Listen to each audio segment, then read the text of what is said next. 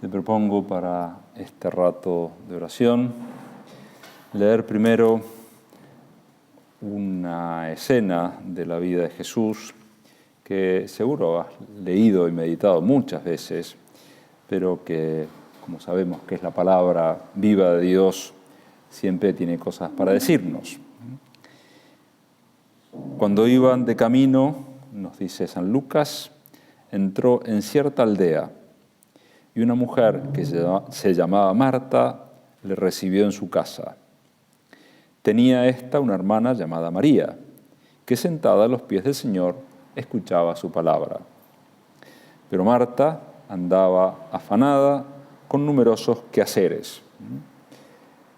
Podemos recrear la escena como Jesús, que está yendo de una ciudad a otra, de un pueblo a otro, predicando, enseñando, se acerca a la casa de esos amigos que tanto quería, que tanto apreciaba, la familia de Lázaro, Marta y María. Y seguramente Marta recibió la visita inesperada de Jesús con mucha alegría. Qué bueno que ha llegado Jesús. Pero quizás un poquito de inquietud le entró cuando vio que detrás de Jesús venía más gente, y otro, y otro, y otro. ¿Cuántos serían en esa oportunidad?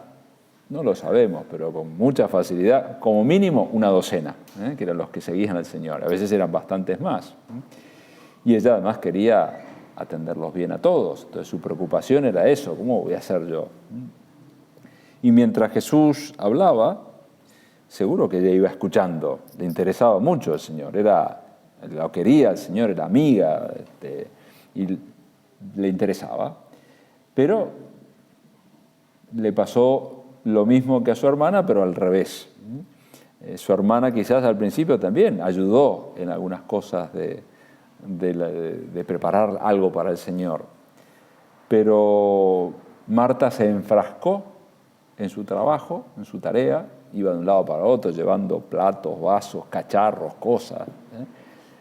Y por otra parte, María, a medida que escuchaba hablar a Jesús, se fue como embobando, estaba encantada de las cosas que le decía el Señor. Es la sabiduría hecha hombre, que es Jesús. Entonces es evidente que si prestaba atención podía encontrar cosas que la cautivasen, y por eso estaba sentada a los pies, escuchaba su palabra, sentada a los pies del Señor.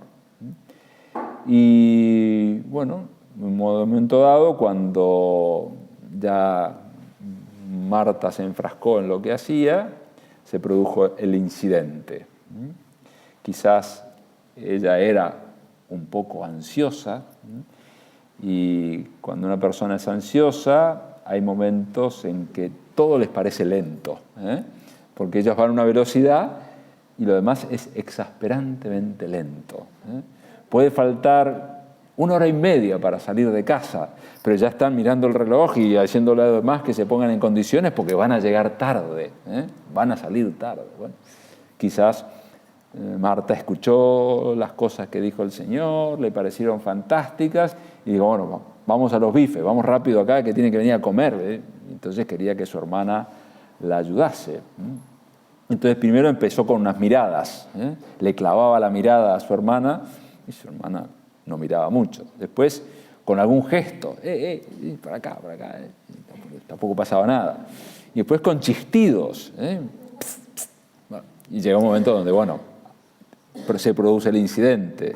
Y poniéndose delante dijo, Señor, ¿no te importa que mi hermana me deje sola en las tareas de servir? Dile entonces que me ayude.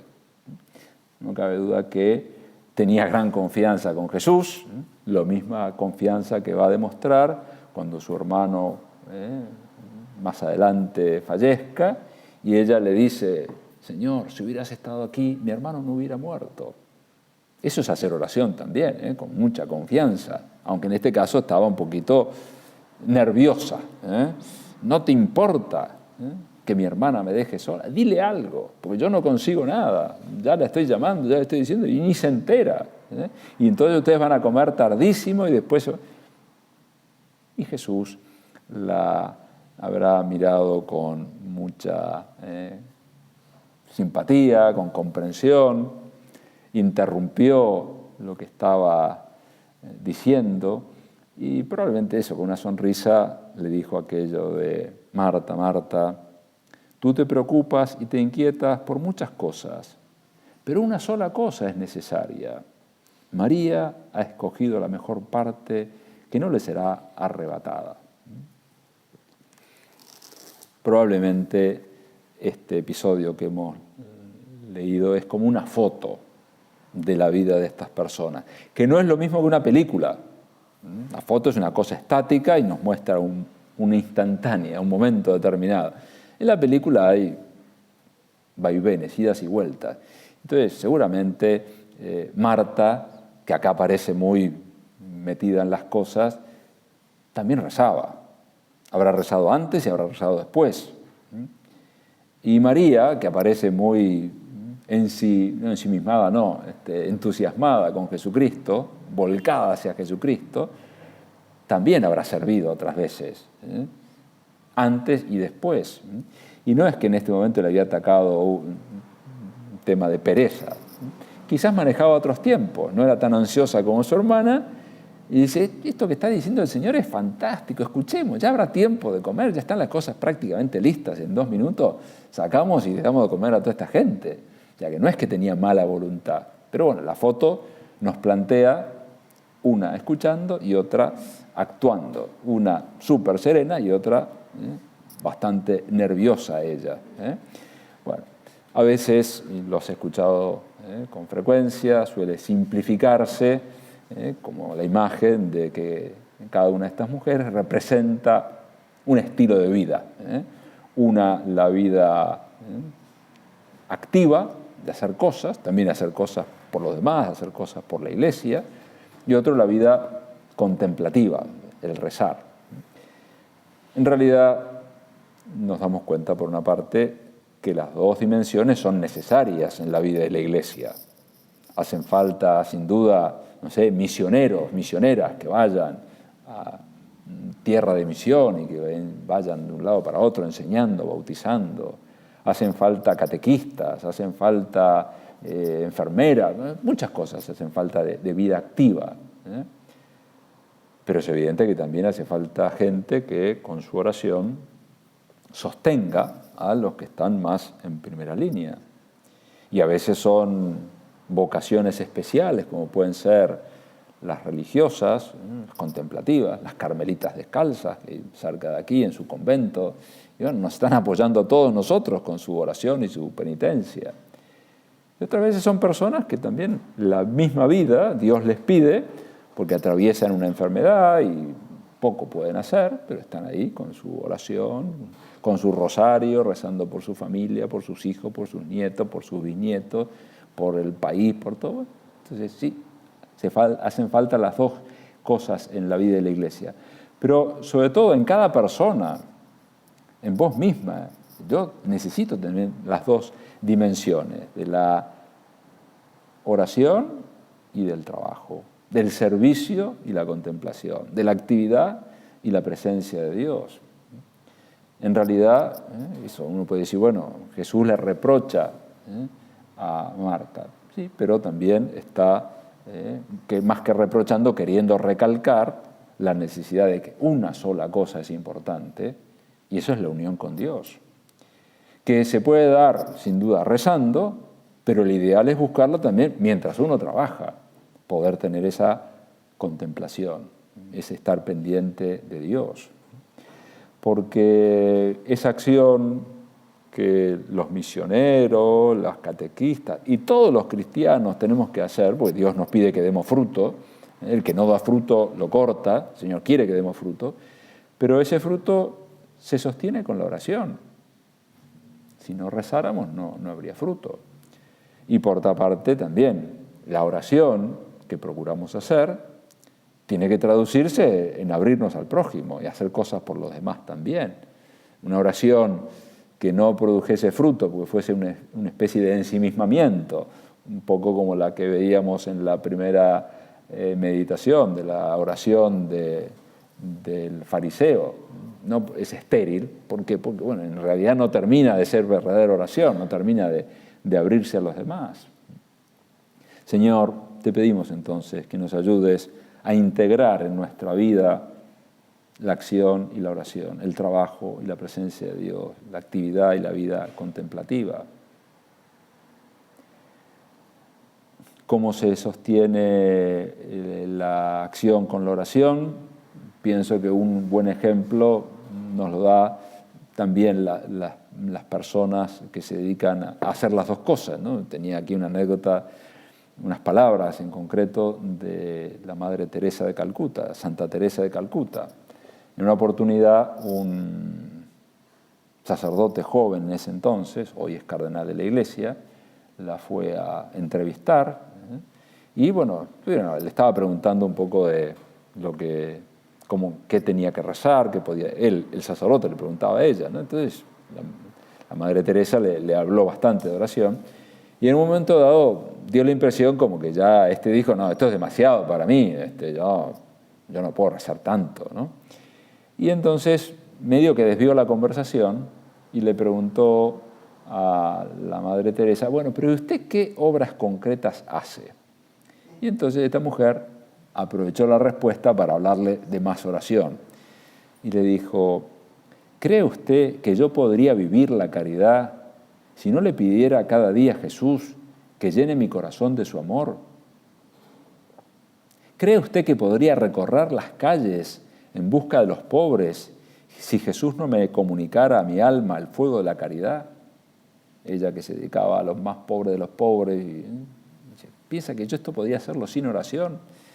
Y después le dijo, lea atentamente el Evangelio y verá también cómo Jesús, por la oración, sacrificaba la caridad, en el sentido de que alguna vez se cuenta que Jesús estaba rezando y mucha gente lo estaba buscando, pero Jesús seguía rezando con toda paz, porque esa era la manera en que iba a poder ayudar a los demás. ¿Y sabe por qué? Para enseñarnos que sin Dios somos demasiado pobres para ayudar a los pobres, una cosa concreta. Sin la oración somos pobres, no tenemos fuerza para hacer con alegría la tarea de cada día.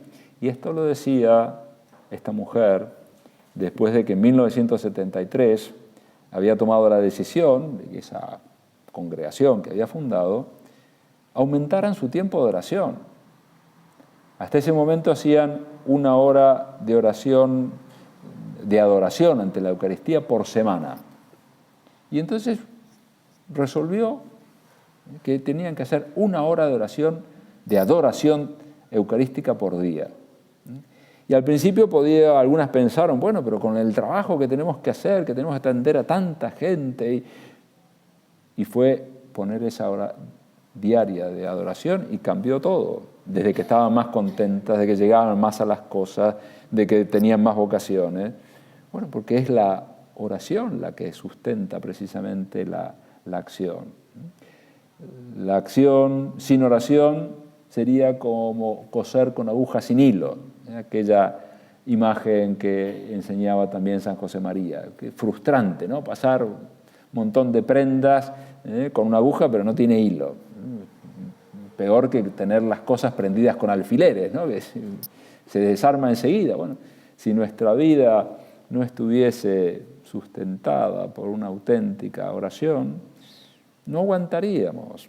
¿Qué significa no aguantar? Y que, por ejemplo, haríamos las cosas con mal humor.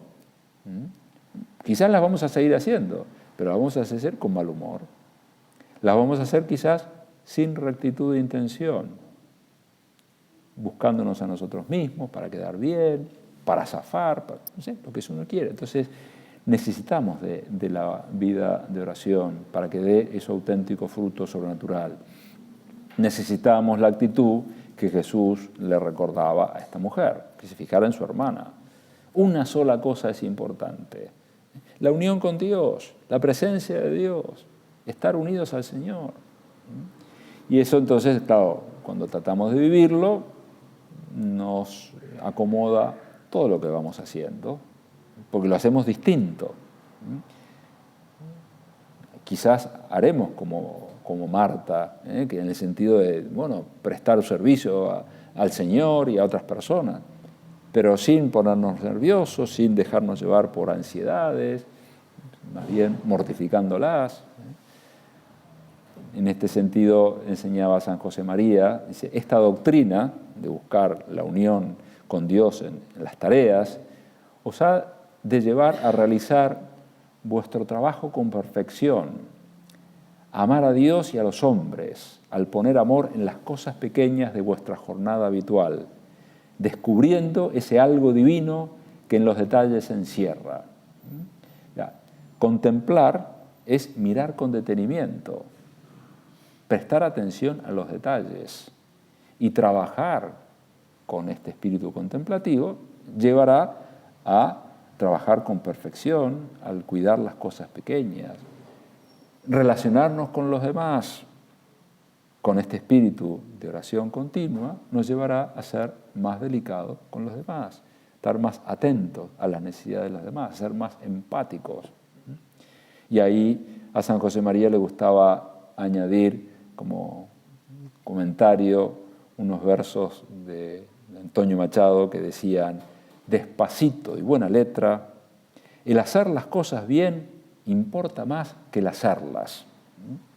Podemos ser personas activas, estamos haciendo una cosa tras de otra, pero no se trata simplemente de hacer, sino de hacerlas bien. Hacerlas bien puede ser hacerlas bien con la mayor perfección posible, pero hacerlas también con alegría, sin quejarnos de que los demás no hacen. Yo sí estoy haciendo, pero demás, mi hermana no hace nada. No, cuando uno hace las cosas bien en la presencia de Dios, bueno, se preguntará muchas veces, ¿qué me pide Dios a mí? No que le pide a mi hermana. Lo que le pide a mi hermana es cosa de mi hermana. ¿Qué me pide Dios a mí? Despacito y buena letra. El hacer las cosas bien importa más que el hacerlas. Tener presencia de Dios a lo largo del día puede significar estar atentos a no llenarnos innecesariamente de cosas que no nos dejan rezar. Es cierto que la vida es muy rica y hay muchas cosas que hacer, pero a veces nos llenamos la agenda de cosas que no tienen sentido. O a veces queremos terminar las cosas cuando no se pueden terminar, y tienen que quedar para el día siguiente. Yo recuerdo una confidencia, una charla que tuve con el anterior prelado del Opus Dei, don Javier Echevarría, que me decía: hijo mío, recuerda que siempre nos quedarán cosas para el día siguiente. Es más, nos moriremos sin haber terminado todas las cosas.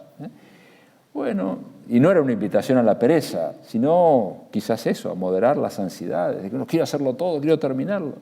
No podemos terminarlo todo, menos aún si eso es a costa de no rezar, a costa de perder la presencia de Dios, a costa de enfrascarnos en lo humano y olvidarnos de Dios.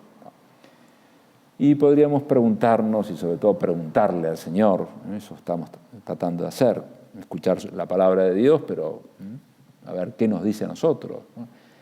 ¿Cómo hacer compatible oración y trabajo cuando hay muchas cosas que hacer?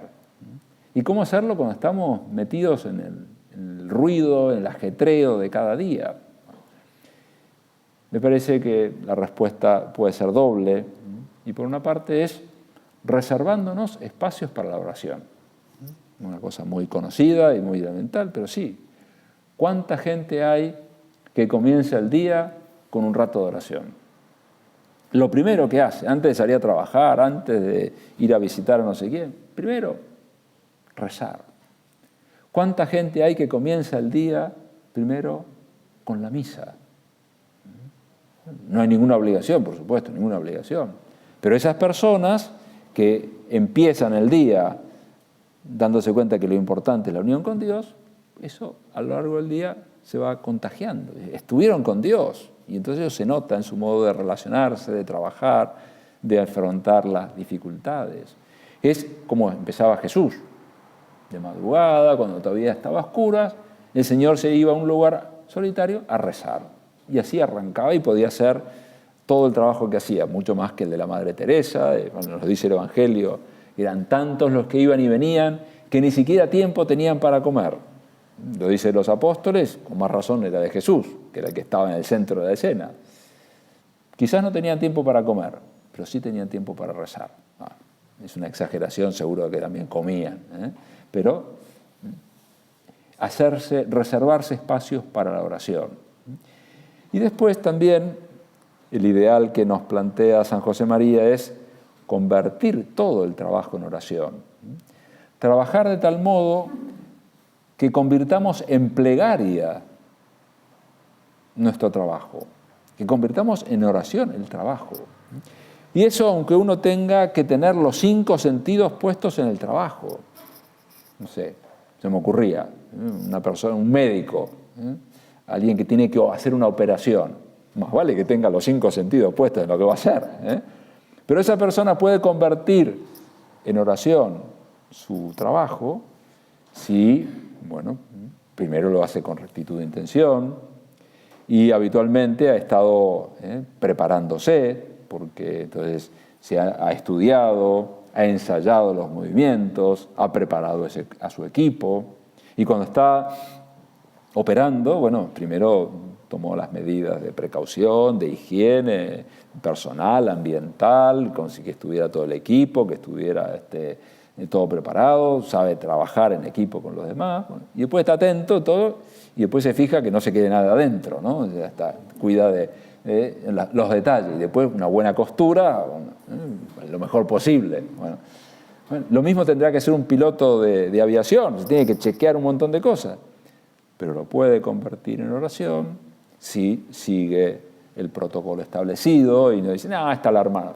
Siempre, suena todos los días, pero no es porque no funciona, no pasa nada. No, le presta atención a las cosas. Bueno, y lo mismo quien hace un plato de salchichas con puré. También puede prestarle atención y en vez de tirarlas simplemente las salchichas sobre el puré, bueno, más o menos las coloca con un cierto arte, un cierto gusto, la decora con un poquito de mayonesa, un poquito de mostaza o lo que sea, ¿no?